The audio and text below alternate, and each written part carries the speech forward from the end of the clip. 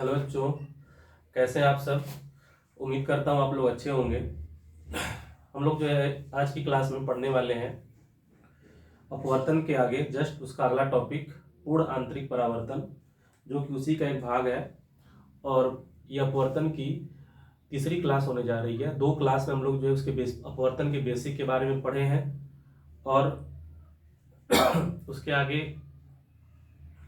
अपवर्तन से रिलेटेड जो छोटी छोटी घटनाएं होती हैं, जो एग्जाम्पल होता है, उसके बारे में देखे थे। और आज की क्लास में हम लोग जो पढ़ने वाले हैं पूर्ण आंतरिक परावर्तन, जो कि उसी का एक भाग है। और हमारे फिजिक्स किताब में अपवर्तन में ही इसको दिया हुआ है, तो उसी के आगे हम लोग पढ़ेंगे। इसका नाम है पूर्ण आंतरिक परावर्तन।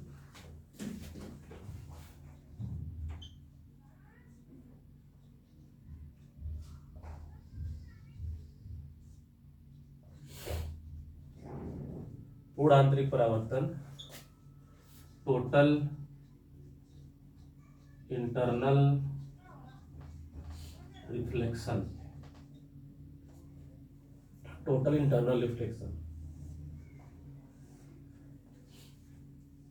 इसको पढ़ते हैं अपवर्तन के चैप्टर में, लेकिन इसका नाम है परावर्तन, क्योंकि ये घटना जो है अपवर्तन और परावर्तन दोनों से मिलकर के बनी हुई है। पूर्ण आंतरिक परावर्तन, परावर्तन से भी जुड़ी थोड़ी छोटी बातें इसमें हैं, और अपवर्तन से ही ये टॉपिक उत्पन्न हुआ है, इसलिए इसका जो नाम अपवर्तन इसको पढ़ते हैं। लेकिन परावर्तन जैसी घटना है, इसलिए इसका नाम पूर्ण आंतरिक परावर्तन पड़ा है। तो एक बिल्कुल फ्रेश टॉपिक है। क्लास 10th में भी इसके बारे में थोड़ा बहुत जिक्र किया गया है, बहुत ज़्यादा नहीं, लेकिन थोड़ी बहुत चीज़ें इसके बारे में बताई गई हैं क्लास 10th में। लेकिन क्लास 12th में क्या है कि वो घटना तो पढ़नी ही है, उस पर कुछ छोटे डेरिवेशन भी करने हैं, और इसके बाद 2-3 एग्जाम्पल हैं जो कि हमारे सिलेबस में है कि पूर्ण आंतरिक परावर्तन के ऊपर आधारित कौन कौन सी घटनाएं हैं, कौन कौन से एग्जाम्पल हैं। ठीक है, तो शुरू करते हैं आज की क्लास। मैं हूं कमल चंद्र मौर्य, और आप लोग मुझे मिल रहे हैं मेरे यूट्यूब चैनल यूपी बोर्ड वल्ला 19, यूपी बोर्ड वल्ला 19, इस चैनल पे आप लोग हमसे मिल रहे हैं। तो जो लास्ट क्लास इसकी हुई है, अगर वो लास्ट क्लास आप लोगों ने देखा है ध्यान से, तो अगर इसको पढ़ेंगे तो ये क्लास और अच्छे से आप लोगों को समझ में आएगा।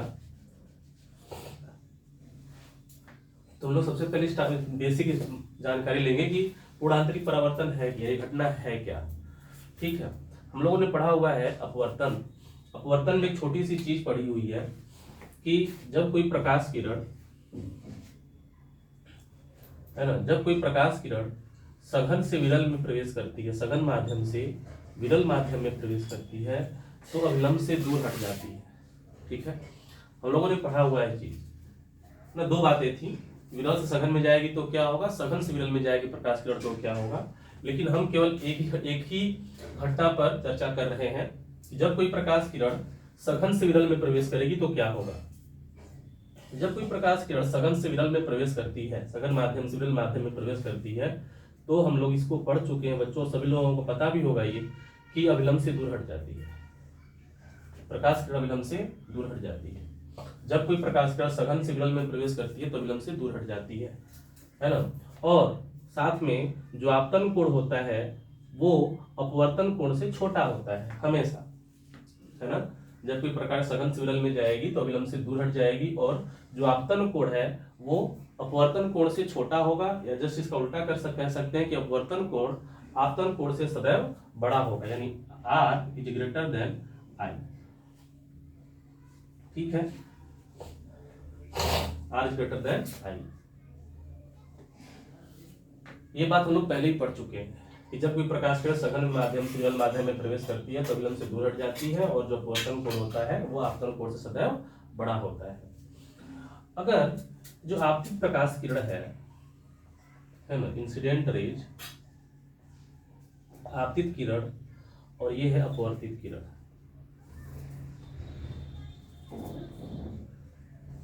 अपवर्तित किरण, अगर इस आपतित किरण के आपतन कोण को, इस आपतित किरण के आपतन कोण को अगर हम और बढ़ाएं, ये कोण यहाँ पे इतना हमें I दिख रहा है, लेकिन इस आपतित किरण के आपतन कोण को अगर हम और बढ़ाएं, ठीक है, अब इतना कर दे बढ़ा करके, तो क्या होगा, जो अपवर्तन कोण का मान है वो और बढ़ जाएगा, है ना, क्योंकि आपतन कोण हमेशा छोटा होता है अपवर्तन कोण से, तो आपतन कोण को बढ़ाएंगे तो अपवर्तन कोण और बढ़ जाएगा, तो जो प्रकाश किरण है वो कहीं यहां से गुजरना शुरू कर देगी। ठीक है, अब देखो ये है आपतित किरण, ये है अपवर्तित किरण, अभी भी आपतन कोण का मान अपवर्तन कोण से कम है। अगर आपतित ऐसे ही आपतन कोण का मान और बढ़ाते जाए धीरे धीरे, आपतन कोण का मान और बढ़ाते जाए, मान लो अब इतना बढ़ा दिया, ये आपतित किरण हो गई, आपतन कोण का मान और बढ़ गया, तो अब जो अपवर्तित किरण है वो और अधिक कोण बनाते हुए, यानी और अधिक अपवर्तन कोण बनाते हुए अपवर्तित हो जाएगी। ठीक है, तो ऐसे ही अगर आपतन कोण को बढ़ाते रहे बढ़ाते रहे बढ़ाते रहे तो हमें इस बीच में एक ऐसी स्थिति प्राप्त होगी, इस बीच में हमें एक ऐसी स्थिति प्राप्त होगी, यानी अगर आपतन कोण का मान बढ़ाते रहे तो एक विशेष आपतन कोण के लिए, है ना, एक विशेष आपतन कोण के लिए हमें एक ऐसी कंडीशन प्राप्त होगी जब अपवर्तित किरण, जो अपवर्तित किरण है वो अपवर्तक तल के समांतर हो जाएगी। ठीक है, यानी ये कौन सी किरण हो गई, आपतित किरण, और ये कौन सी किरण हो गई, अपवर्तित किरण, जो कि कहां से जा रही है, बिल्कुल अपवर्तक तल के समांतर होकर के जा रही है। ठीक है, अपवर्तित किरण जो है बिल्कुल अपवर्तक तल के समांतर होकर के जा रही है। तो ये जो आपतन कोण, जिस आपतन कोण के लिए मैंने कहा था विशेष आपतन कोण के लिए, ये जो विशेष आपतन कोण हमें प्राप्त हुआ है ना, इस विशेष आपतन कोण के लिए जब प्रकाश किरण अपवर्तक तल के समांतर हो जाएगी तो इस विशेष आपतन कोण के मान को हम कहते हैं क्रांतिक कोण, क्रांतिक कोण, क्रिटिकल एंगल, क्रिटिकल एंगल, और इसे हम दिखाते हैं सी से, स्मॉल लेटर सी से, क्रिटिकल, तो वहां से सी उठा लेते हैं, क्रांतिक कोण को दिखाते हैं सी से। ठीक है, तो बच्चों एक बात समझ में आई कि अगर कोई प्रकाश किरण सघन माध्यम से विरल माध्यम में प्रवेश करती है तो अभिलंब से दूर हट जाती है। अगर आपतन कोण का मान बढ़ाते रहे तो एक विशेष आपतन कोण के लिए अपवर्तित किरण अपवर्तक तल के समांतर हो जाती है, और इस विशेष आपतन कोण को हम क्या कहते हैं, क्रांतिक कोण कहते हैं, और इसे हम सी से प्रदर्शित करते हैं। तो इतनी बातें हम नोट करेंगे इसमें। ठीक है, चित्र बना सकते हो, चित्र बनाने के लिए इतनी सारी किरणें दिखाने की जरूरत नहीं है, 2 या 3 किरण दिखा दो काफी है। तो इसका मैं फेयर चित्र बना दे रहा हूं जो आप लोगों को नोट्स में बनाना है।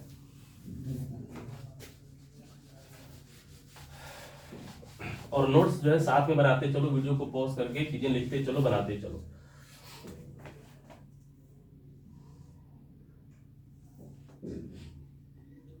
तो ये घटना हमेशा ध्यान रखना है, कब घटित होगी, जब हम प्रकाश किरण कहां से कहां जाएगी, सरल से विरल माध्यम में जाएगी, है ना।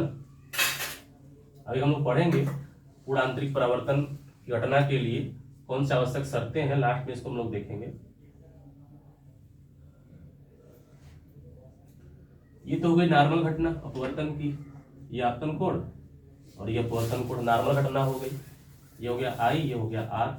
ठीक है, लेकिन मैंने कहा कि एक विशेष आपतन कोण के लिए, एक विशेष आपतन कोण के लिए जो अपवर्तित किरण है वो इस अपवर्तक तल के क्या हो जाएगी, समांतर हो जाएगी। तो इस आपतन कोण को हम कहते हैं क्रांतिक कोण, और इसे दिखाते हैं सी से। तो ये जो है फेयर चित्र बना देना। ठीक, सघन माध्यम, विरल माध्यम, और सघन माध्यम को आप कह सकते हो प्रथम माध्यम, विरल को कह सकते हो दूसरा माध्यम। ठीक है, इसको हम लोग लिखेंगे कि जब कोई प्रकाश किरण, जब कोई प्रकाश किरण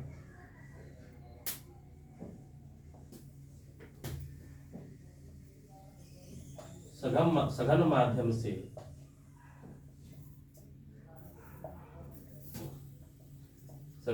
से विरल माध्यम में प्रवेश करती है तो अविलंब से दूर हट जाती है, तो अविलंब से दूर हट जाती है। ठीक है, यदि क्रमशः यदि क्रमशः आपतन कोण का मान बढ़ाते रहें, है ना। पर इसमें ये भी नोट कर लेना कि जो आई होता है वो लेस देन आर होता है हमेशा, या आर जो होता है ग्रेटर देन आई होता है हमेशा, है ना। यदि क्रमशः आपतन कोण का मान बढ़ाते रहें तो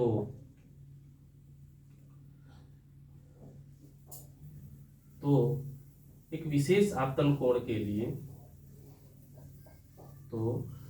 एक विशेष आपतन कोण के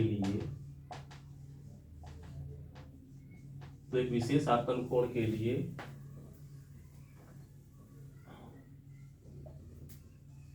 एक स्थिति उत्पन्न होती है, विशेष आपतन कोण के लिए एक स्थिति उत्पन्न होती है जब अपवर्तित किरण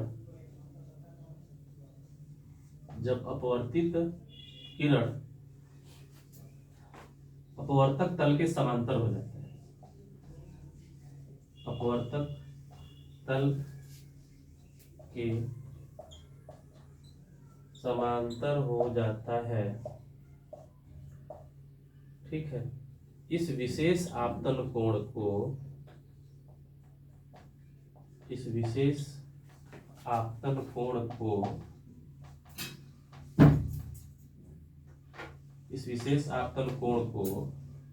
क्रांति कोण कहते हैं। इस विशेष आपतन कोण को क्रांति कोण कहते हैं, इसे C से प्रदर्शित करते हैं,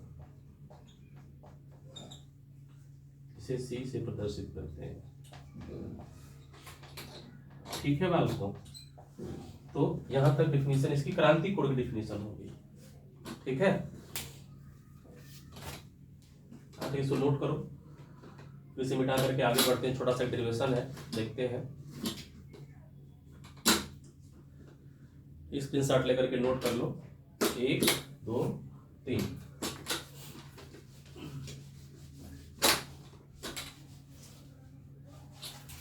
देखिए तो क्या कह रहा है, ये कह रहा है कि जो आपतन कोण जो अपवर्तन कोण है समांतर हो जाती है, मतलब कि जो आपतन कोण है वो कितना हो जाएगा बताओ। आपकी जो अपवर्तित किरण है वो अपवर्तक तल के समांतर हो गई, तो जो आर का मान है वो कितना हो जाएगा 90 डिग्री, है ना, ठीक है। इसका मतलब यदि शॉर्टकट में लिखें तो यदि R इक्वल टू 90 डिग्री, मतलब अपवर्तन कोण कितना 90 डिग्री, तो I बराबर कितना होता है, I किसके बराबर होता है, C के बराबर।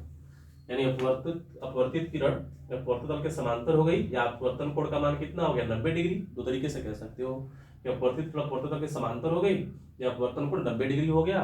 उस स्थिति में जो आपतन कोण है वो क्या कहलाता है, क्रांति कोण कहलाता है।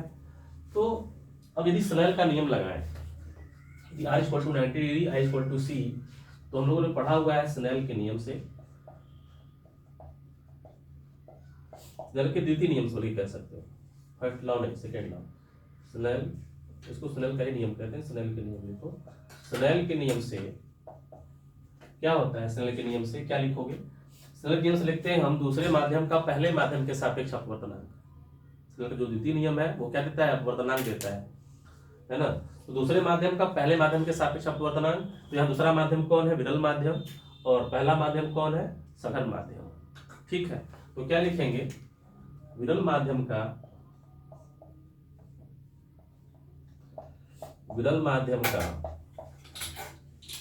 सघन माध्यम के सापेक्ष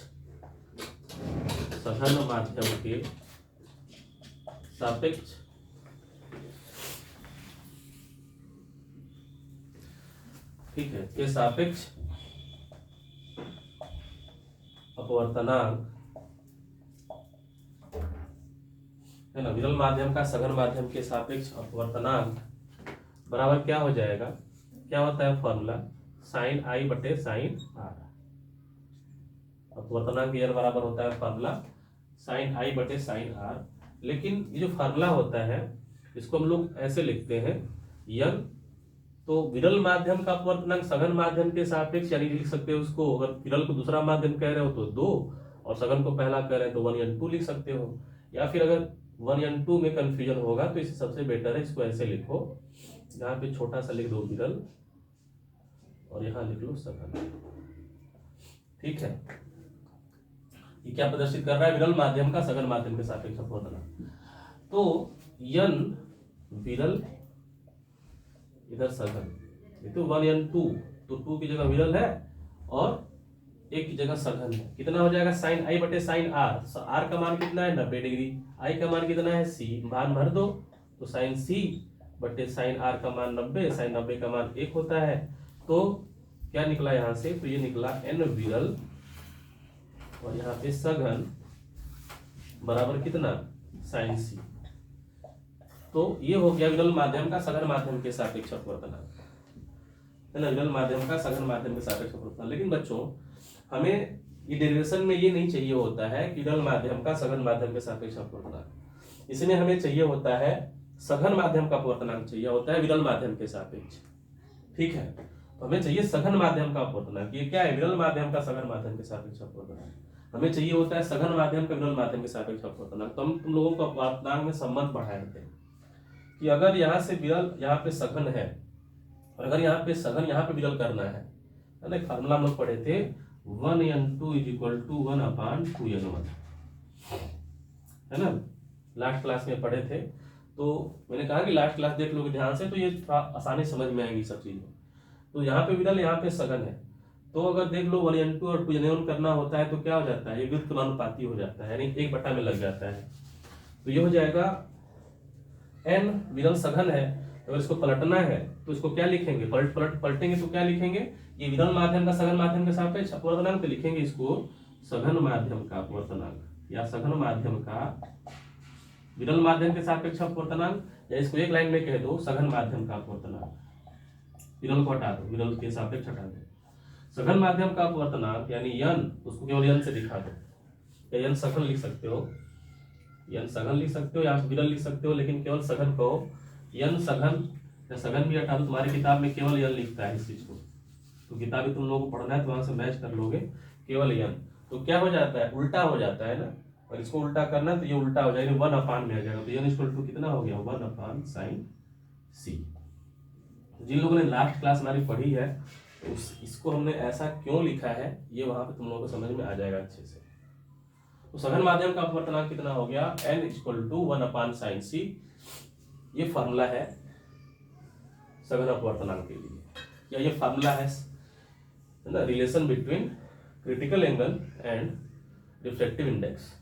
अपवर्तनांक और क्रांतिक कोण के बीच में यही संबंध है। यहाँ पे लिख लोगे यह क्रांतिक कोण और अपवर्तनांक के बीच संबंध है। ठीक है, यहाँ लिख लेना यह क्रांतिक कोण तथा अपवर्तनांक के बीच संबंध है। ठीक है, तो जहां तक डिफिनीशन लिखे थे उसके आगे उसी के जस्ट नीचे ये नोट कर लो, चित्र वही है अपना, इसे नोट कर लो। ठीक है, समझ में आया है ना? क्या होता है पूर्णांतरिक? अभी क्रांतिक कोण लोगों ने पढ़ा, क्या होता है क्रांतिक कोण?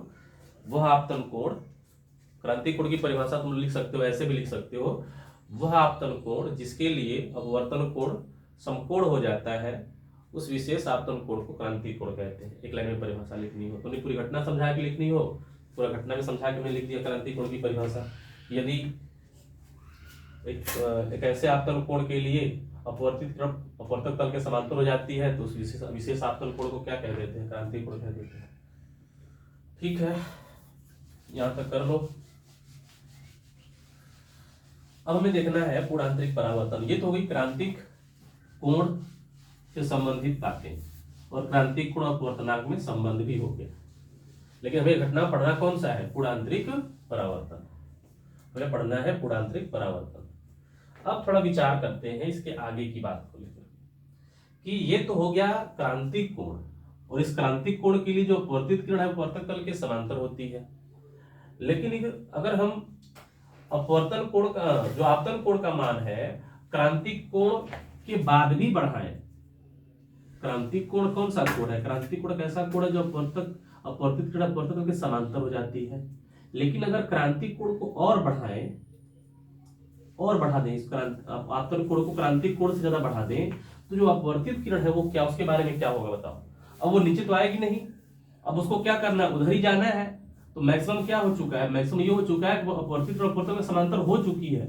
अब और उधर जाएगी तो क्या होगा, वो बाहर निकल जाएगी, है ना, वो बाहर निकल जाएगी। मतलब कि इधर देखो कौन सा माध्यम, सघन, तो प्रकाश किरण किस माध्यम में आई, सघन माध्यम में आई, और किस माध्यम में गई, सघन माध्यम में गई।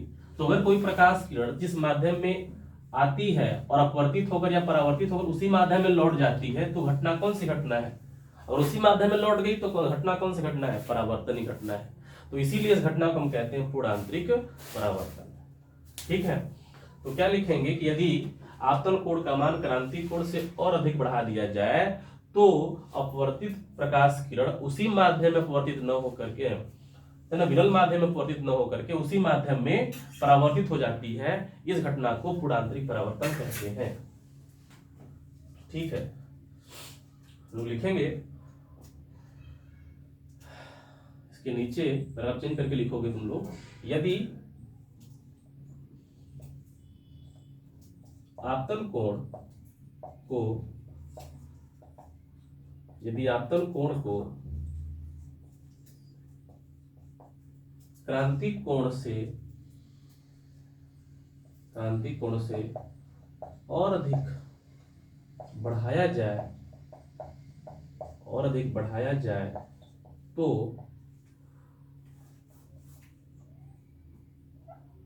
अपवर्तित प्रकाश किरण अपवर्तित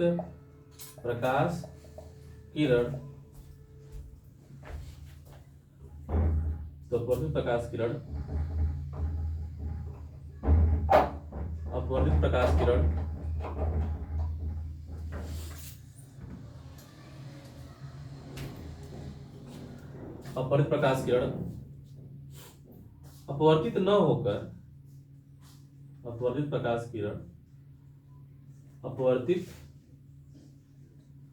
होकर उसी सघन माध्यम में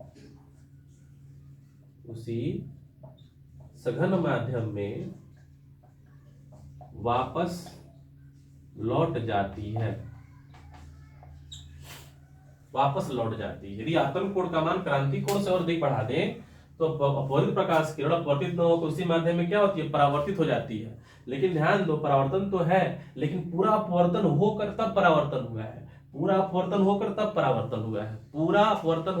परावर्तन हुआ है, इसीलिए इसका नाम है पूर्ण। पूरा मतलब पूर्ण, आंतरिक, अंदर से, और परावर्तन हुआ। ठीक है ना, इसलिए इसका नाम रखा गया है पूर्णांतरिक परावर्तन घटना का। ठीक है, तो वापस लौट जाती है। इस घटना को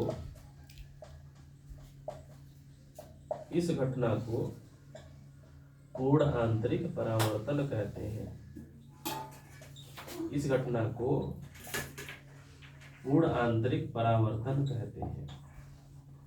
इस घटना का नाम रखा गया है पूर्णांतरिक परावर्तन, है ना। यानी जब कोई प्रकाश किरण क्रांतिक कोण से अधिक कोण पर आपतित हो और वो अपवर्तित न होकर के उसी माध्यम में परावर्तित हो जाए, तो इस घटना को हम क्या कहते हैं, पूर्णांतरिक परावर्तन कहते हैं। ठीक है, तो यहां तक तुम लोग टोटल लिख लोगे चित्र बना करके, तो ये पूरी घटना किसके अंदर आ जाएगी, एक हेडिंग के अंतर्गत आ जाएगी, पूर्णांतरिक परावर्तन। कभी कभी क्या करता है, क्रांतिक कोण की परिभाषा 1 नंबर 2 नंबर में अलग से पूछ लेता है, तो उसको अलग से याद कर लेना और वहां पे लिख देना, पूरा लिखने की जरूरत नहीं है। लेकिन अगर एग्जाम में आता है पूर्णांतरिक परावर्तन घटना का कोई पूरी व्याख्या कीजिए, इस तरह से क्वेश्चन आता है, तो पूरा उसमें क्रांतिक कोण को भी लिखना पड़ेगा, यहां तक लिखना पड़ेगा परिभाषा पूरा। ठीक है, और यदि केवल ये आता है कि एक नंबर में आता है पूर्णांतरिक परावर्तन की परिभाषा, तो केवल ये परिभाषा लिख देना। लेकिन लॉन्ग में आता है व्याख्या करने के लिए, तो पूरा लिखना पड़ेगा। ठीक है, तो अब ये था पूर्णांतरिक परावर्तन।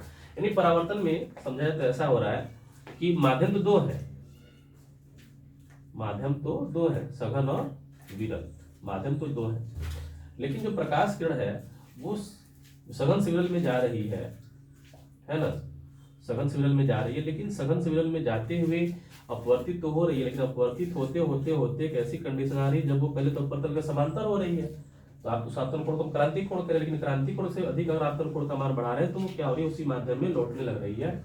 इस घटना को हम कहते हैं पूर्णांतरिक परावर्तन। ठीक है, अब एक इसमें जो है हेडिंग लिख लें, नोट बना लो, नोट या नोट, ई नोट, नोट में 2 पॉइंट लिखेंगे हम लोग, हेडिंग नोट बना लेंगे। पूर्णांतरिक परावर्तन के लिए शर्त, मतलब कब पूर्णांतरिक परावर्तन घटना घटित होगी, पूर्णांतरिक परावर्तन के लिए शर्त, पूर्णांतरिक परावर्तन के लिए शर्त, पूर्णांतरिक परावर्तन के लिए आवश्यक शर्त, आवश्यक शर्तें या आवश्यक शर्त, 2 शर्तें हैं। ठीक है, आवश्यक शर्तें 2 शर्तें हैं। पहली तो इसमें ये शर्त है भाई कि हमेशा प्रकाश किरण सघन से विरल में जानी चाहिए, तभी घटना घटित होगी, सघन से विरल में जानी चाहिए। पूर्णांतरिक परावर्तन के लिए आवश्यक शर्त में पहला शर्त है कि प्रकाश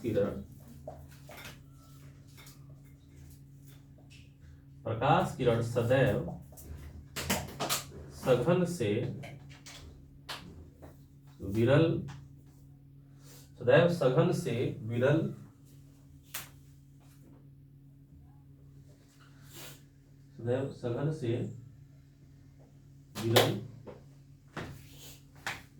में, सघन से विरल में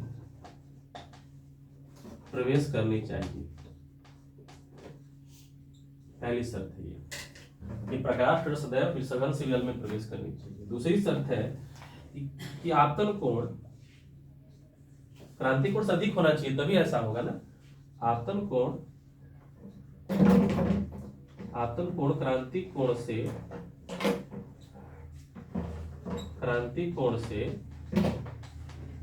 अधिक होना चाहिए। ठीक है, आपतन कोण क्रांतिक कोण से अधिक होना चाहिए, ये 2 शर्तें हैं इसकी। और ये टॉपिक कंप्लीट हो गया पूर्णांतरिक परावर्तन। अब देखेंगे हम लोग इसके ऊपर एग्जाम्पल कौन कौन से। ठीक है, इसके ऊपर देखेंगे हम लोग एग्जाम्पल। तो पूर्णांतरिक परावर्तन के उदाहरण। ठीक, यहाँ तक टॉपिक कंप्लीट हो गया, मिटा दे रहे हैं पूरा। ठीक है ना, स्क्रीनशॉट लेकर के उतार लेना।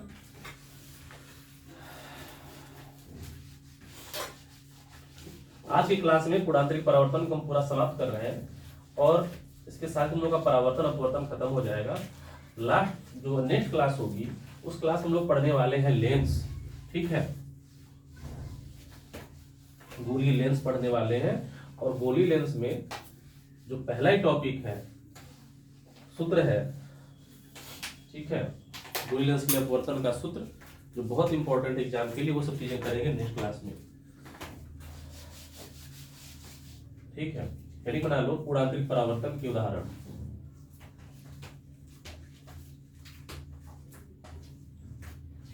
पूर्णांतरिक परावर्तन पर आधारित, ऐसे लिख लो, पूर्णांतरिक परावर्तन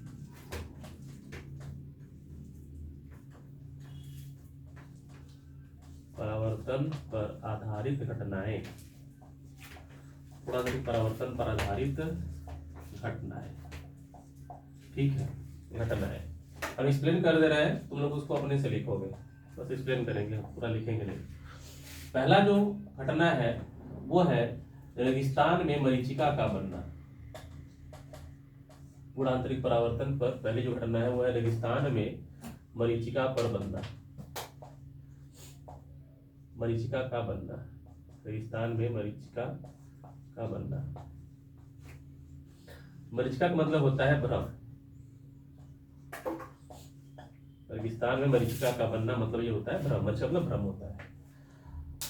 ठीक है, क्या होता है रेगिस्तान में, कभी कभी हम जब दूर से देखते हैं तो दूर से है ना, पास होकर जब खड़े होकर के रेगिस्तान में रेत पर दूर देखते हैं तो क्या होता है, जगह जगह हमें पानी होने का भ्रम दिखाई देता है, पानी होने का भ्रम उत्पन्न होता है, और इसे ही कहते हैं रेगिस्तान में मरीचिका। ठीक है, पास जाएंगे तो पानी नहीं होगा, है ना। इसलिए क्या होता है कि जो रेगिस्तान में बराबर रहने वाले वहां के लोग हैं तो उन्हें तो पता होता है कि ये मरीचिका बनी है, भ्रम है पानी का, लेकिन जो लोग नए जाने वाले होते हैं, कभी अगर उन्हें पानी चाहिए तो उन्हें दिखाई देगा कि हाँ पानी है, लेकिन पास जाएंगे तो पानी नहीं होगा, ठीक है ना। तो ये भ्रम उत्पन्न होता है, पानी होने का भ्रम, इसे कहते हैं रेगिस्तान में मरीचिका। ऐसा क्यों बनता है ये हम लोग देखने वाले हैं, रीजन क्या है इसके पीछे, कैसा बनता क्यों है। तो केवल रेगिस्तान में ही नहीं, कभी कभार जो रोडों पर भी ऐसा देखता है, गर्मियों में मिलता है रोड पर देखने पर, कि रोड पर देखने तो लगता है कि रोड पर तेल गिरा हुआ है ऐसा कुछ, लेकिन वो भी जो है एक भ्रम है, पास जाएंगे तो कुछ तेल वेल नहीं होता है, भ्रम होता है। तो ऐसा क्यों होता है, वो होता है इसी वजह से, पूर्ण आंतरिक परावर्तन की वजह से। कभी कभार बोर्ड एग्जाम में या फिर कंपटीशन एग्जाम में भी यहाँ से क्वेश्चन आते हैं, देखो कि रेगिस्तान में मरीचिका का बनना किस घटना का उदाहरण है, किस घटना का उदाहरण है। जैसे पूर्ण आंतरिक परावर्तन दे देगा ऑप्शन में, आंतरिक परावर्तन दे देगा ऑप्शन में, अपवर्तन दे देगा, विवर्तन दे देगा, लेकिन जो ऑप्शन सही होगा वो होगा पूर्ण आंतरिक परावर्तन। इसकी वजह से जो है मरीचिका बनती है। रीजन क्या है, देखो कि जब कभी रेगिस्तान में कहीं पर मान लो कोई वृक्ष है, अक्सर जो है नारियल के वृक्ष होते हैं, ताड़ के वृक्ष होते हैं, तो अगर कहीं पे वृक्ष है, ठीक है, तो वृक्ष की जब छाया पड़ती, वृक्ष पर जब सूर्य की किरणें पड़ती हैं, तो वो किरणें जब वृक्ष से टकरा करके आती हैं, यानी यहाँ से मान लो जो वृक्ष से चलने वाली प्रकाश किरणें हैं, वृक्ष से जो चलने वाली प्रकाश किरणें हैं, तो क्या होगा, यहाँ पर होता है पूरा रेत, रेगिस्तान है ना, तो रेगिस्तान में पूरा क्या होगा, जमीन पर वो होगा रेत, और रेत में खासियत है बहुत जल्दी ये गर्म होती है, बहुत जल्दी ठंडी होती है। रेत बहुत जल्दी गर्म होती है, बहुत जल्दी ठंडी, और दिन के समय में रेत बहुत गर्म होती है ना। तो दिन के समय रेत बहुत जब गर्म होगी तो रेत के आसपास की जो हवा है वो बहुत गर्म होगी, और जैसे रेत से ऊपर बढ़ते जाओगे जो हवा है धीरे धीरे ठंडी होती जाएगी। कॉमन सेंस की बात है ना, कि रेत है, रेत के ऊपर रेत बहुत जल्दी गर्म होती है, तो रेत के जो पास की जो हवा होती है वो गर्म होती है, और रेत जब ऊपर बढ़ते हैं तो ऊपर की जो हवा धीरे धीरे ठंडी होती जाती है।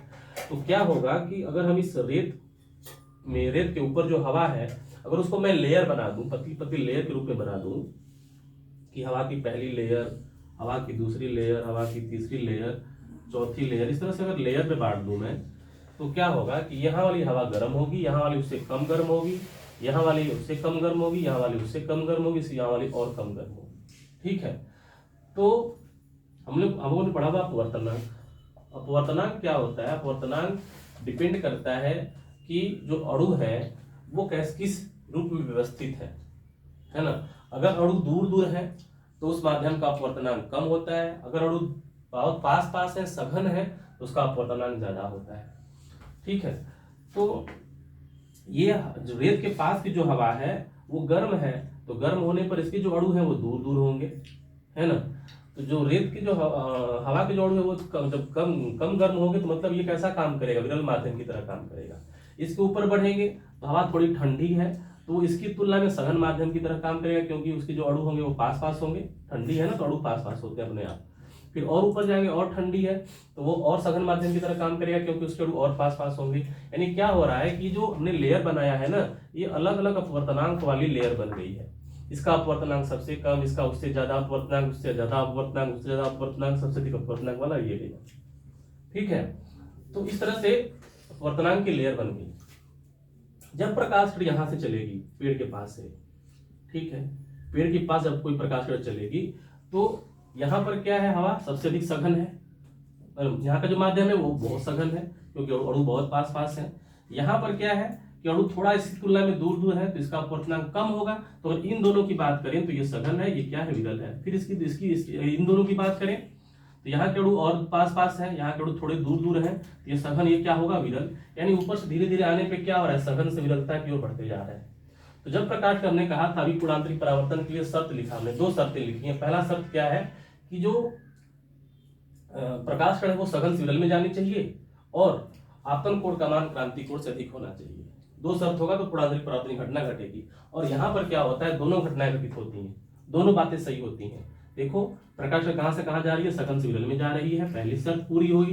दूसरी शर्त है कि क्रांति कोण, तो क्रांति कोण का जो मान, आपतन कोण का जो मान होता है वो हमेशा क्रांति कोण से ज्यादा होता है, नहीं धीरे धीरे बढ़ता जाता है।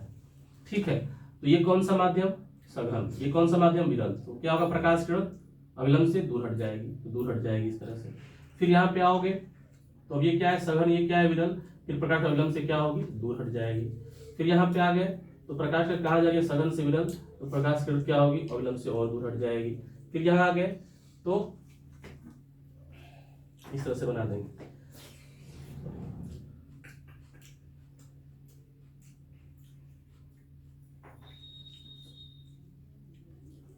इसको और पास बना देंगे को।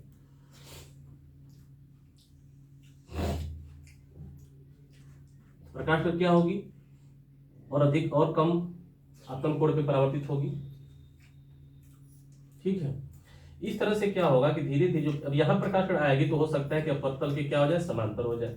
फिर यहाँ के बाद क्या होगा कि प्रकाश किरण यहाँ के बाद जो जानी चाहिए दूसरे माध्यम में, दूसरे माध्यम में न जाकर के क्या होती है, उसी माध्यम जाना शुरू कर देती है, यानी क्या हो गया, उसका परावर्तन हो गया। ठीक है, तो इस तरह से देखो क्या हो रहा है कि धीरे धीरे आपतन कोण का मान बढ़ता जा रहा है, बढ़ता जा रहा है, बढ़ता जा रहा है। यहाँ पे क्या मिली, क्रांति कोण मिला, और इसके बाद क्या हुआ कि प्रकाश किरण उसी माध्यम में वापस लौटने लगी। अगर यहाँ पे कोई रेत पर, ये रेत है, यहाँ पर कोई व्यक्ति खड़ा है और अपनी निगाहें जमाए देख रहा है इस चीज को, ठीक है, तो क्या दिखाई देगा, ये जो प्रकाश किरण है उसको यहां से न दिखाई, यहां से आती हुई न दिखाई देकर के ये प्रकाश किरण उसको यहां से आती हुई दिखाई देती है, नीचे से। ये प्रकाश किरण यहां से न दिखाई देकर के उसको, ये प्रकाश किरण यहां से उसको दिखाई देती है। तो ये जो पेड़ है, ये पेड़ यहाँ पे उल्टा बनता है। ठीक है, अब ये जो पेड़ है वो नीचे उल्टा बन रहा है, यानी यहाँ पर क्या दिखाई देगी, हमें छाया दिखाई देगी पेड़ की। ये छाया कैसी होती है, वही काले टाइप की होती है, तो लगता है कि क्या है, यहाँ पर पानी है। ठीक है ना, तो ये जो है यहाँ पर पानी होने का भ्रम उत्पन्न होता है इस तरह से। और जो पेड़ है, जो पेड़ सीधा है, उसकी प्रतिबिंब क्या बनती है, उसकी उल्टी बनती है प्रतिबिंब, है ना। तो इस तरह रेगिस्तान में मरीचिका का भ्रम उत्पन्न होता है, और जो लोकल लोग वहां के होते हैं वो तो समझ जाते हैं कि नहीं यहाँ पे पानी होने का भ्रम है, मरीचिका बनी हुई है। लेकिन जो नए आगंतुक लोग जाते हैं रेगिस्तान में तो उन्हें लगता है कि हर जगह पानी पानी दूर देख लेते हैं, लेकिन ऐसा नहीं होता है, वो किस चीज की छाया होती है, प्रतिबिंब होता है। ठीक है, समझ में आया। ये तो हो गया रेगिस्तान में मरीचिका का बनना। ऐसे ही समुद्र में भी मरीचिका बनती है। ठीक है, समुद्र में भी मरीचिका बनती है। देखो ये तो अगर रेगिस्तान की मरीचिका, अब होता है समुद्र की मरीचिका। ठीक है, इस चित्र को बना लेना, किताब में दिया हुआ अच्छे से, और हमने समझा भी दिया है कैसे क्या हो रहा है। प्रकाश का ये रेत है, रेत के आसपास की हवा गर्म है और दूर दूर है, विरल माध्यम होगा। जैसे ऊपर बढ़ते जाएंगे हवा ठंडी होती जाएगी, और पास पास होंगे, सघन माध्यम होगा। सघन से विरल में जा रही है प्रकाश किरण, तो विरल से दूर होती जाएगी। एक कंडीशन आएगी, क्रांति कोण मिलेगा, क्रांति कोण अधिक अपतन कोण होने पे ये क्या हो जाएगा, परावर्तन, और पूरा आंतरिक परावर्तन घटना घटित होगी। इस तरह से यहाँ पे लगता है कि यहाँ जो है पानी है, जो कि पेड़ की छाया है एक्चुअल में।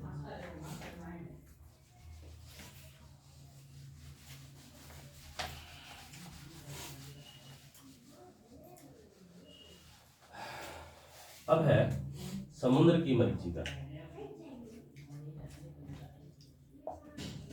समुद्र में भी जस्ट इसका उल्टा होता है ना। यह हो गया समुद्र का लेयर, समुद्र की लेयर पे चल रही है जहाज, ये पानी की जहाज है, ये चल रही है। तो क्या होता है, ये जहाज पानी चलती है पानी के ऊपर, लेकिन जो व्यक्ति समुद्र के ऊपर होता है, ये जहाज उसको पानी पर न दिखाई देकर कि जहाज उसको उल्टा दिखाई देती है, वो भी हवा में दिखाई देती है, हवा में तैरती हुई उल्टा दिखाई देती है, ऐसे दिखाई देती है। ठीक है, इस तरह दिखाई देती है। तो रेगिस्तान का जस्ट उल्टा होता है। सो ये रेगिस्तान में होगा कि उसके नीचे दिखाई देगा, लेकिन इसमें समुद्र में क्या होता है, ऊपर दिखाई देता है। ठीक है, तो यह है समुद्र। ऐसा क्यों होता है, इसके पीछे रीजन समझ लो। रीजन वही है, पूर्णांतरिक परावर्तन, लेकिन कैसे होता है पूर्णांतरिक परावर्तन वो हमें देखना है। ठीक, कि देखो ये समुद्र के आसपास, समुद्र का जल क्या होगा, ठंडा होगा।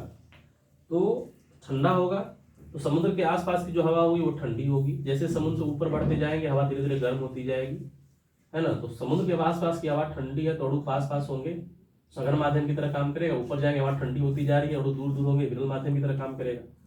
तो ये हो गया। इस तरह से इसको मैं पतली पतली लेयर में बना दूं।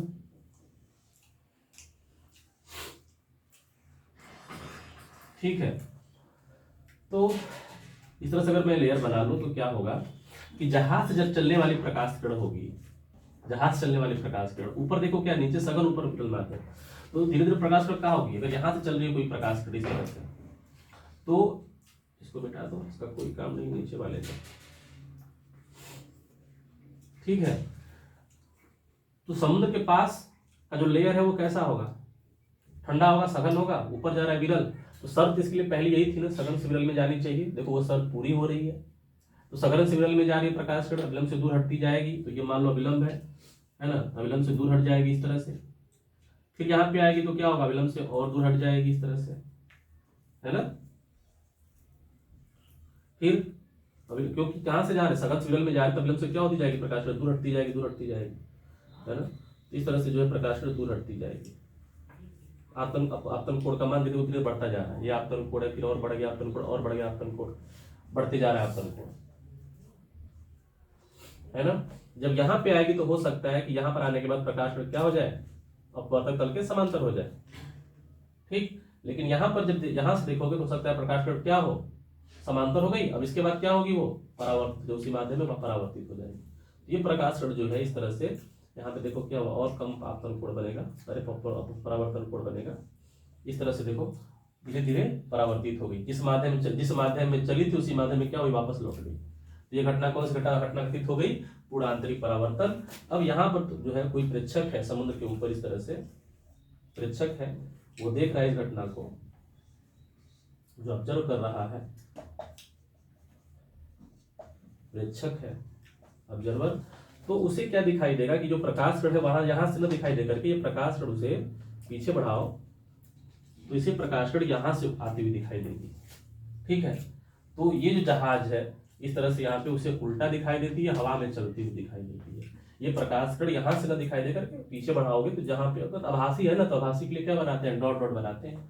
तो आभास यहाँ से जो है प्रकाश आती हुई आभास होगी, और जहाज हमें हवा में चलती हुई तैरती हुई दिखाई देती है, ठीक है। तो ये फोटो बना लो, समुद्र में मरीचिका का ये भी भ्रम है, इस तरह से लगता है कि जहाज जो आ रही है उल्टी आ रही है ना। तो दो घटनाएं हम लोगों ने देखा, रेगिस्तान की मरीचिका और समुद्र की मरीचिका। अब अगली जो घटना है ना, वो है थोड़ी सी इंपॉर्टेंट है बोर्ड पेपर के लिए, उस पर हम लोग चर्चा करेंगे।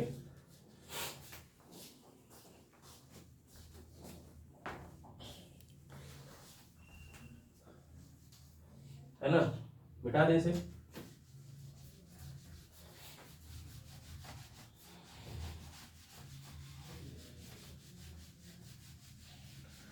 तीसरी घटना है पूर्णांतरिक परावर्तन पर आधारित, वो है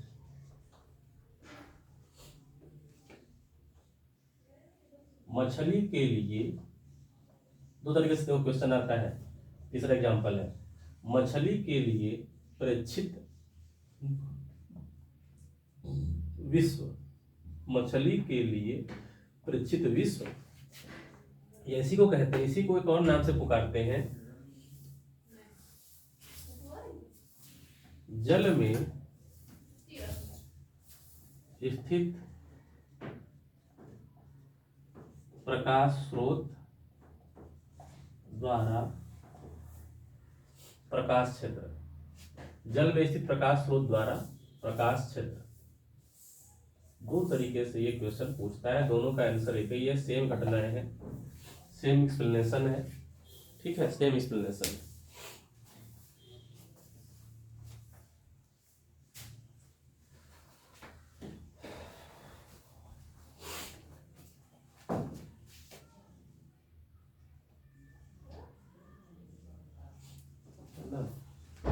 स्याही का मुंह,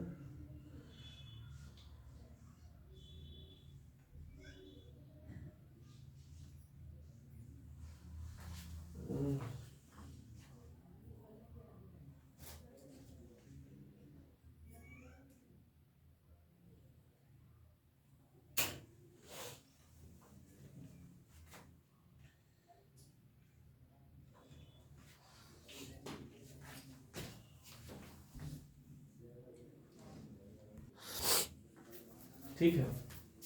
प्रकाश क्षेत्र में देखना है, मछली के लिए प्रेक्षित विश्व या जल में स्थित प्रकाश स्रोत का प्रकाश क्षेत्र। प्रकाश से देखो क्या होता है, जैसे कि मान लो कोई प्रकाश स्रोत है यहाँ है ना, ये है समुद्र की तली, समुद्र या नदी कुछ भी कह लो, समुद्र या नदी उसका ये तल हो गया, लेवल हो गया, और यहाँ पर जो है कोई प्रकाश स्रोत है, ये प्रकाश स्रोत है कोई, मान लो या यहाँ पर मछली है। अब इस मछली को क्या करना है, ऊपर को देखना है, या कोई प्रकाश स्रोत है, उससे प्रकाश यहाँ से निकल रही है, चाहे मछली की आंख है, इससे प्रकाश यहाँ पे निकल रही है ऊपर की ओर, और जो प्रकाश स्रोत है इस समुद्र के तली से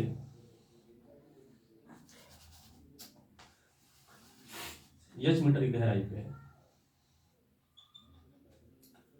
है ना, समुद्र की तली से h मीटर की गहराई पर कोई प्रकाश स्रोत, चाहे मछली मान लो, है ना। अब यहाँ से मछली ऊपर देख रही है, चाहे प्रकाश निकलता, प्रकाश कैसे निकलता है, भाई ऊपर से कोई व्यक्ति है, प्रकाश तो समुद्र में क्या होगा, समुद्र प्रकाश तो चारों दिशाओं में फैलेगी, लेकिन यहाँ पर कोई व्यक्ति, उसे प्रकाश यहाँ से निकलता हुआ कैसे दिखा, कितना दूर में दिखाई देगा, उसे दिखाई देगा कि जो प्रकाश है वो यहाँ से इतने इधर और यहाँ से इतने इधर, ठीक है, इतना इधर इतना इधर, इतनी दूर में उसे प्रकाश तली के ऊपर निकलता हुआ इस तरह से दिखाई देता है। या कोई जो मछली है जब ऊपर देखेगी तो उससे मछली को केवल समुद्र के तल या फिर नदी के तल के ऊपर का केवल इतना भाग उसे दिखाई देगा। इसे कहते हैं प्रकाश स्रोत का प्रकाश क्षेत्र, या इसे कहते हैं मछली के लिए परिचित विश्व। यानी विश्व का मतलब मछली को इतना ही दिखाई दे, मतलब मछली के लिए विश्व कितना है, इतना ही तो है, कितना दिखाई उसको दे रहा है वही उसके लिए विश्व है। तो ऐसा क्यों होता है ये हमें देखना है। देखो क्या होगा, जब यहाँ से प्रकाश किरणें यहाँ से निकलेंगी, प्रकाश स्रोत से मछली की आंख से जब निकलेगी, तो पहले तो अगर मान लो यहाँ से निकली, तो यहाँ से अगर चल रही है इससे कम, जो यहाँ से प्रकाश जो चला है, ये ना चलकर प्रकाश किरण यहाँ से चलेंगी, जो ये प्रकाश किरण चलेंगी ना, वो क्या होंगी, इस माध्यम में बाहर निकलेंगे, है ना, इस माध्यम, क्योंकि कहाँ से कहाँ जा रही है, सघन से विरल में जा रही है, सघन से विरल में जाएंगे तो विलंब से दूर हट करके जाएंगे। लेकिन जैसे जैसे ये कोण बढ़ता जाएगा, यहाँ से ये वाला कोण बढ़ता जाएगा, वैसे वैसे क्या होगा, जो प्रकाश किरण अपवर्तित हो रही थी वो अपवर्तित न होकर अपवर्तन के समांतर हो जाएगी, अपवर्तन के समांतर हो जाएगी। यानी अगर अब प्रकाश किरण कोई यहाँ से और अधिक कोण पर गई तो क्या होगी, इधर वापस लौट जाएगी। यानी अगर अब इसके बाद कोई प्रकाश किरण जाती है अपवर्तक तल से, न समुद्र के तल से, तो वो क्या होगी, वापस लौट जाएगी, वो उस माध्यम में नहीं जाएगी। जब उस माध्यम में नहीं जाएगी तो व्यक्ति को यहाँ वाला ये वाली प्रकाश यहाँ पे दिखाई देगी नहीं, तो उसे कितना दूर का प्रकाश दिखाई देगा, केवल यहाँ से यहाँ तक का और यहाँ से यहाँ तक का। और इसी कोण को हम लोग क्या कहते हैं भाई, जब तक प्रकाश किरण उसी माध्यम में नहीं लौटी है, अपर तल के समांतर हुई है, तो उस आपतन कोण को क्या कहते हैं, क्रांति कोण। तो ये क्या होगा, क्रांति कोण, ये भी क्या होगा, क्रांति कोण, है ना। और ये कैसा बन रहा है, शंक्वाकार क्षेत्र बन रहा है, ये जो बन रहा है वो शंक्वाकार क्षेत्र बन रहा है,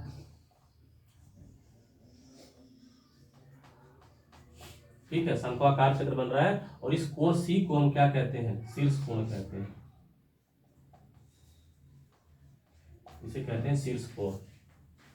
ऐसे भी सेम इधर होगा, अब प्रकाश इस कोण से अधिक कोण पर जाएगी तो क्या हो जाएगी, फिर वो अपवर्तित हो जाएगी, ठीक है। तो हमें निकालना है इस क्षेत्र का क्षेत्रफल, इस क्षेत्र का क्षेत्रफल निकालना है। तो क्षेत्रफल निकालने के लिए हमें क्या निकालना पड़ेगा, जो वृत्ताकार भाग है ना, तो हम वृत्ताकार भाग का क्षेत्रफल कैसे निकालेंगे, पाई आर स्क्वायर से। यानी हमें क्या मालूम हो जाएगा, ये आर मालूम हो जाए तो हम निकाल सकते हैं, आर मालूम हो जाए तो निकाल सकते हैं। और मान लेते हैं, अब ये प्रकाश स्रोत कहाँ है, जल में ही तो है, ये प्रकाश स्रोत तो जल में ही तो सब हो रहा है ना, सब जल में ही तो ऐसा हो रहा है, सब जल में हो रहा है, ठीक है। तो ये जो वो जल के भीतर होगा, तो जल का अपवर्तनांक क्या मान लेते हैं, n मान लेते हैं, ठीक है।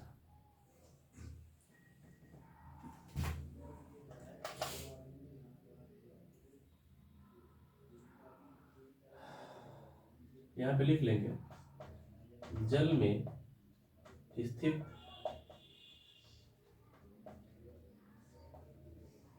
प्रकाश स्रोत, जल में स्थित प्रकाश स्रोत, जल में स्थित प्रकाश स्रोत द्वारा प्रकाश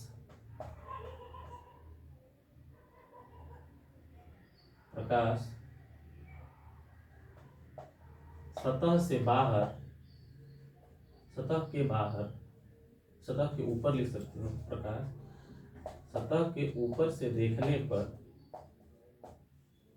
सतह के ऊपर से देखने पर शंक्वाकार रूप में दिखाई देता है, शंक्वाकार रूप में दिखाई देता है और शंकु का शीर्ष कोण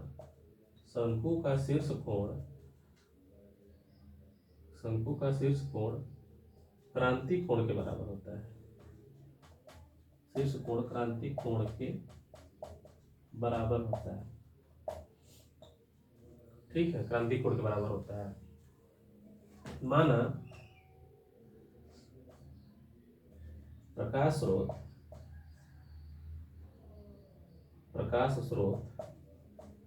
जल के मुक्त पृष्ठ से h मीटर की गहराई पर है, h मीटर की गहराई पर है। माना प्रकाश स्रोत जल के मुक्त पृष्ठ से h मीटर की गहराई पे है, यानी h मीटर की गहराई पे है तथा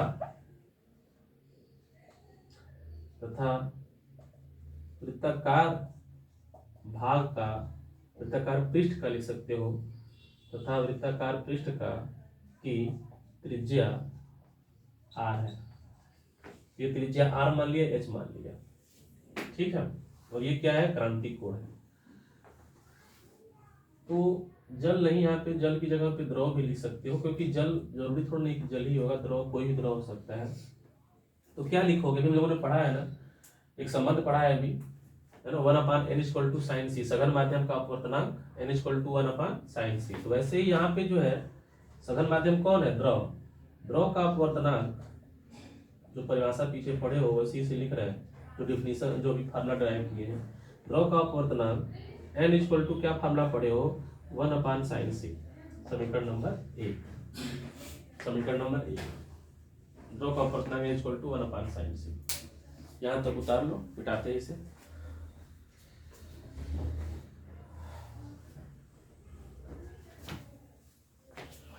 ठीक है, द्रव का अपवर्तनांक n=1/sin c।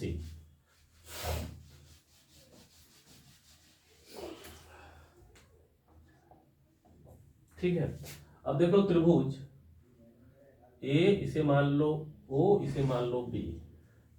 त्रिभुज AOB में साइन C बराबर क्या होगा, साइन C होता है लंब बटे के कर्ण, साइन बराबर होता है लंब बटे के कर्ण। तो इसके लिए लंब कौन है, OB, कर्ण क्या है, AB। तो त्रिभुज में क्या हो जाएगा, साइन C बराबर OB बटे AB। क्या है OB है R, और क्या है AB तो कर्ण है। तो कर्ण कैसे निकालेंगे, कर्ण बराबर होता है वही पाइथागोरस का प्रमेय लगाओगे, ये कर्ण है और ये क्या है, इसका आधार ये लंब है। तो कर्ण बराबर होता है करड़ी में आधार के स्क्वायर प्लस लंब का स्क्वायर। तो आधार के स्क्वायर यानी h के स्क्वायर प्लस r स्क्वायर। बात समझ में आई। तो त्रिभुज में साइन C लंब बटे कर्ण, OB अपन AB, OB की वैल्यू r है, AB की वैल्यू क्या होगी, कर्ण है। तो कर्ण बराबर हो जाएगा त्रिभुज में, संपूर्ण त्रिभुज में कर्ण बराबर क्या होता है, करड़ी में आधार स्क्वायर प्लस लंब का स्क्वायर, तो स्क्वायर प्लस r स्क्वायर। समीकरण नंबर 2, समीकरण 1 और 2 की तुलना कर दो, या समीकरण 2 में, समीकरण 1 में साइन C की वैल्यू रख दो, है ना। तो या समीकरण 1 इसे न बना करके n=1/sin C, तो sin C कितना हो जाएगा, 1/n। इसे समीकरण नंबर 1 बनाओ। समीकरण 1 व 2 से देखो, ये भी sin C, दोनों साइड बराबर, तो ये साइड बराबर हो जाएगा, लेफ्ट और राइट बराबर हो जाएगा। तो समीकरण 1 व 2 से, मिटा दे इसे। देखो समीकरण 1 व 2 से, समीकरण 1 क्या था, वो भी था sin C 1/n, और समीकरण 2 क्या है, sin C r/√h² plus r square. हमें r की वैल्यू चाहिए, r बराबर मान निकालना है। तो r का मान निकालने के ऊपर भी r नीचे भी r, तो पहले दोनों साइड का स्क्वायर कर दो, होल स्क्वायर।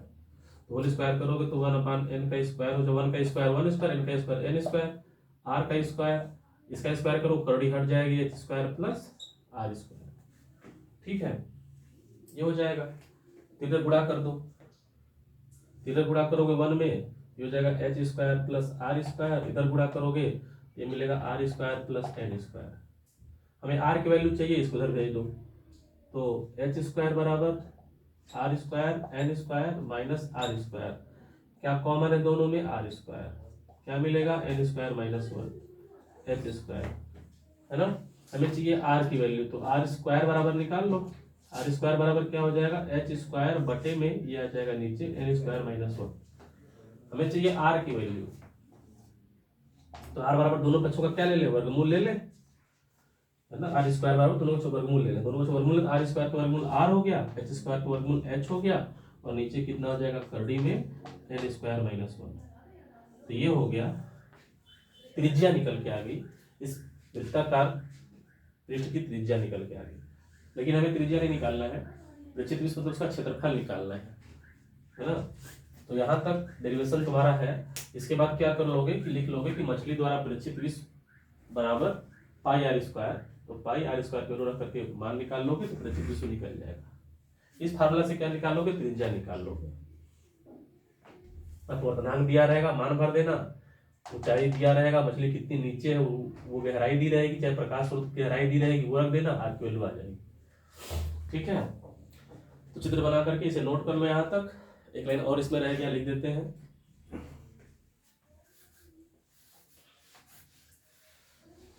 है ना, लिख लोगे इसके नीचे आर बराबर है, तो यहाँ अतः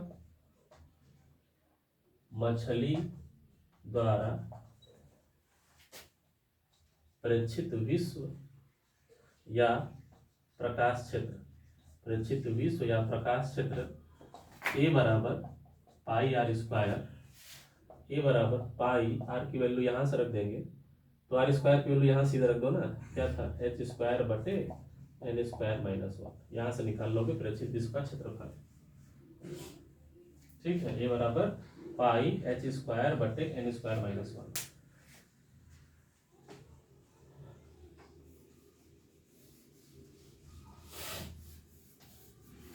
ठीक है ना, तो मिटा दे रहे हैं इसको। ये हो गया मछली द्वारा प्रेक्षित विश्व। और चौथा जो पॉइंट है वो है प्रकाशिक तंतु, और लास्ट टॉपिक है पूर्णांतरिक परावर्तन, एक दिन में खत्म।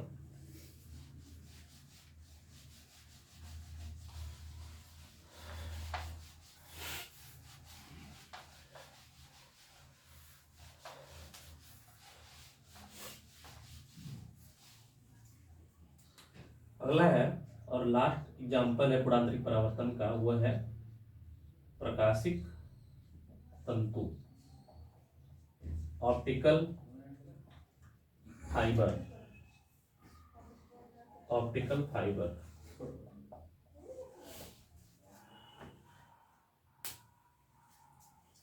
प्रकाशिक तंतु क्या है, प्रकाशिक तंतु यह एक, इसकी डिफिनेशन लिखेंगे, यह एक ऐसी युक्ति है ना, एक ऐसी युक्ति, एक ऐसा जुगाड़ है जिसकी सहायता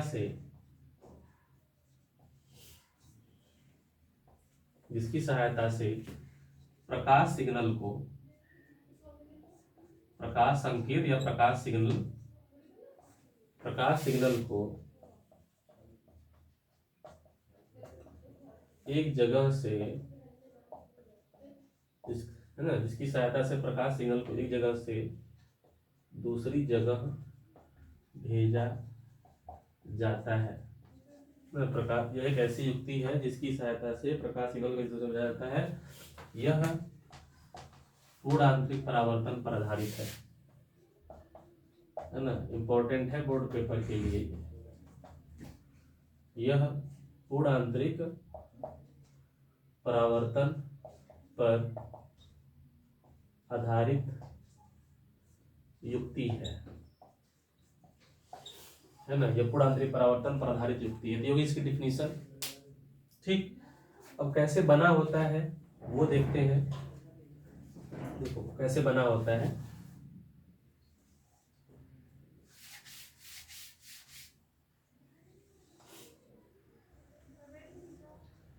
ये होता है बीच वाला भाग, ये कांच का या क्वार्ट्ज का, ये कांच का, ये क्वार्ट्ज का, इसको इधर लिखेंगे। बीच वाला भाग ये कांच या क्वार्ट्ज का बना होता है, प्रकाश इसी के भीतर जो है प्रवेश करती है, कांच का या क्वार्ट्ज का बना होता है। इसके बाद, और इसे हम कहते हैं क्रोड, इस भाग को क्या कहते हैं, क्रोड। इसके बाद जो वाला भाग होता है ना, ये बना होता है, इस जो क्रोड वाला भाग है, ये वाला जो भाग है, उससे ये इसका अपवर्तनांक कम होता है, इस क्रोड वाले भाग से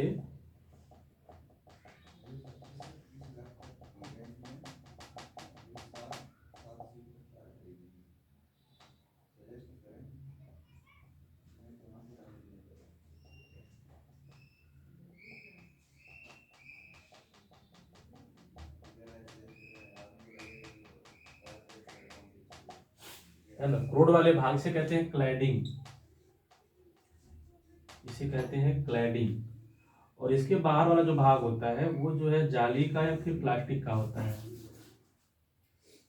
जाली का या प्लास्टिक का होता है ये वाला भाग।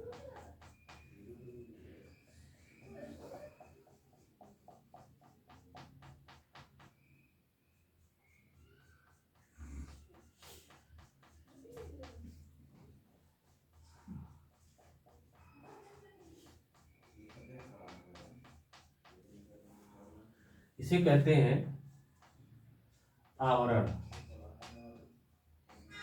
या आच्छद कह देते हैं इसे, ठीक है, आवरण कहते हैं, कवर।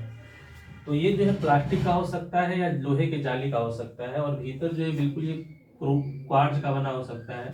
जो क्रोड होता है वो क्वार्ट्ज का बना होता है, जो क्लैडिंग होता है ये कांच का हो सकता है ना। ये जो केंद्रीय भाग क्रोड है इसका अपवर्तनांक ज्यादा होता है, इसका अपवर्तनांक 1.7 होता है। देखो लिख दे रहे हैं, कुल कितने भाग हो गए इसके। संरचना, परिभाषा लिख लेना, संरचना। संरचना में पहला भाग क्या है इसका, क्रोड। दूसरा भाग क्या है इसका, क्लैडिंग। और तीसरा भाग है इसका आवरण। सबके बारे में जानते हैं। क्रोड जो होता है वो क्वार्ट्ज का बना होता है, इसका अपवर्तनांक 1.7 होता है। जो क्लैडिंग होता है ये कांच का बना होता है, इसका अपवर्तनांक इससे कम होता है ना, क्वार्ट्ज से इसका अपवर्तनांक कम होता है, 1.5 होता है। और आवरण जो होता है ये प्लास्टिक का हो सकता है या इस जाली का हो सकता है। ये करता क्या है, ये सुरक्षा प्रदान करता है अंदर की चीजों को। जो क्रोड और जो क्लैडिंग है इसको ये सेफ्टी प्रोवाइड करता है। जैसे तुम लोग देखे होगे एक तार आता है आयरन वायरन का, है ना, आयरन का तार देखा है कैसा होता है आयरन का तार, कहीं कहीं देखोगे तो भीतर जो है तार होता है, प्लास्टिक होता है, ऊपर जो है कुछ जाली टाइप का होता है, वो जल्दी कटता नहीं है, जाली टाइप का होता है, वो महंगा तार आता है। तो वैसे ही, या तुम लोगों ने वो देखा होगा डिश का जो केबल होता है, डिश एंटीना का जो केबल होता है, वो केबल कभी छिल के देखना, तो उसमें जो ये होता है जाली नुमा होता है, ठीक है ना। तो संरचना में कितने भागों से मिलकर बना है, 3 भाग से मिलकर बना है। क्रोड जो क्वार्ट्ज का बना होता है, इसका अपवर्तनांक 1.7 होता है। दूसरा भाग है क्लैडिंग, ये जो है कांच का बना होता है और इसका अपवर्तनांक क्रोड की तुलना में कम होता है, 1.5 होता है। और जो आवरण जो आच्छद है ये क्रोड और क्लैडिंग को सुरक्षा प्रदान करने के लिए होता है, ये प्लास्टिक या जाली का बना हो सकता है। ठीक, संरचना में इन 3 बातों में इतना लिख लोगे तो 2-3 लाइन हो जाएगा, ठीक है। तो डिफिनीशन हो गई, संरचना हो गया। अब देखेंगे ये काम कैसे करता है ना। तो यहां तक कर लो, फिर मिटाते हैं, इसकी वर्किंग लिखते हैं। परिभाषा, संरचना, ठीक है, हेडिंग बना दें, परिभाषा हो गई इसकी, संरचना। अब हेडिंग बना दो क्रियाविधि या कैसे कार्य करता है।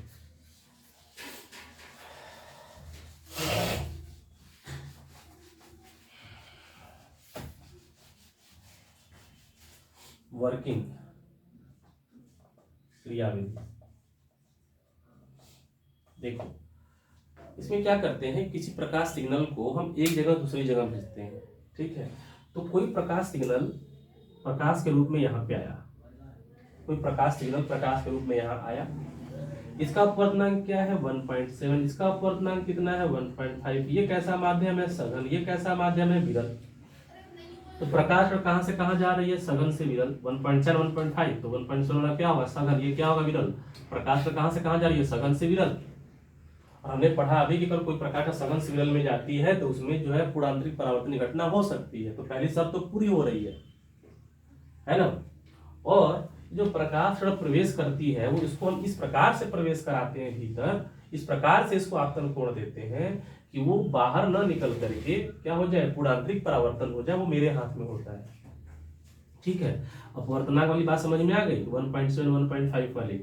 सघन से कहाँ जा रहा है प्रकाश कण, विरल में, यानी यहाँ पर घटना कौन सी घटित हो सकती है, पूर्णांतरिक परावर्तन घटित हो सकती है।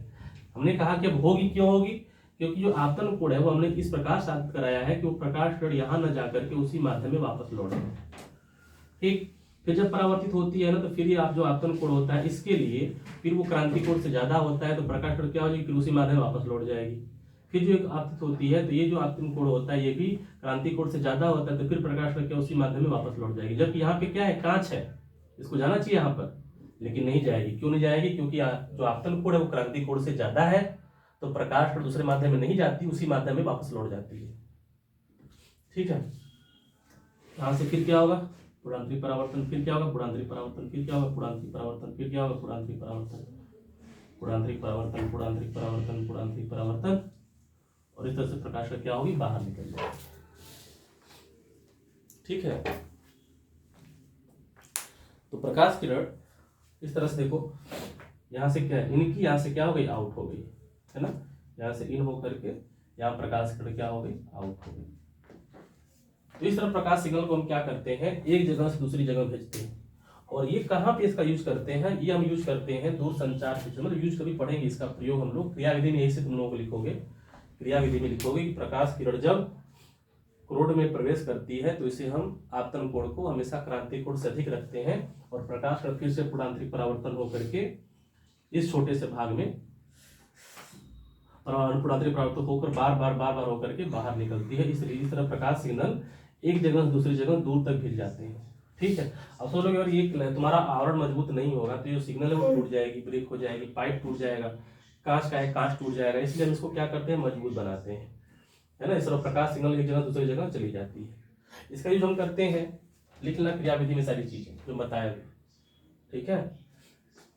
प्रयोग कहाँ पे है, उपयोग प्रयोग, इसका उपयोग करते हैं दूर संचार के क्षेत्र में, दूर संचार के क्षेत्र में इसका उपयोग करते हैं, है ना।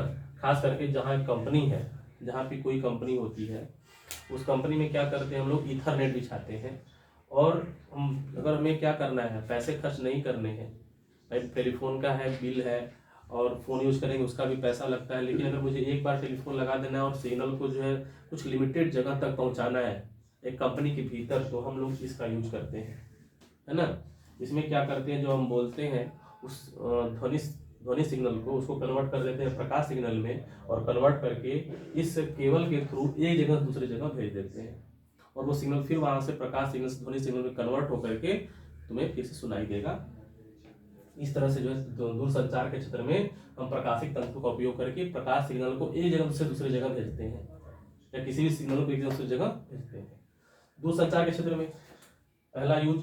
और दूसरा है चिकित्सा के क्षेत्र में, चिकित्सा के क्षेत्र में, चिकित्सा के क्षेत्र में इसका उपयोग क्या होगा, जो ये बहुत पतला होता है ना, ये बहुत पतला होता है, 10⁻⁴ मीटर की मोटाई का बहुत पतला होता है। और इतना पतला होता है कि इसको हम क्या करते हैं, नसों में भी प्रवेश करा करके जहाँ पर कहीं नस ब्लॉक हुई है उसको हम जांच कर सकते हैं, चेक कर सकते हैं।